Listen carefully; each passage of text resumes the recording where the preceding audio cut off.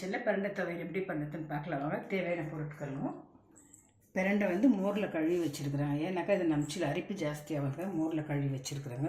கல் உப்புங்க, வெங்காயம், புளி, பூண்டு, கடலைப்பருப்புங்க, பச்சை மிளகா, சீரகம், காஞ்ச மிளகா, தக்காளிங்க, எண்ணெய் வறுக்கிறதுக்கு இவ்வளோ தாங்க எனக்கு தேவையான பொருட்கள். பருப்பு வச்சுக்கலாம். எண்ணெய் சூடாகிடுச்சுங்க. கடலைப்பருப்பு வதங்கிடுச்சுங்க. எல்லாம் போட்டு வச்சுக்கலாம். இந்த பிரண்டை போட்டு வதக்கிக்கலாம். வதக்கிட்டு கிரைண்ட் பண்ணிக்கலாம். ஃப்ரை ஆகிடுச்சுன்னா மிக்சியில் போட்டு கிரைண்ட் பண்ணிக்கலாம்.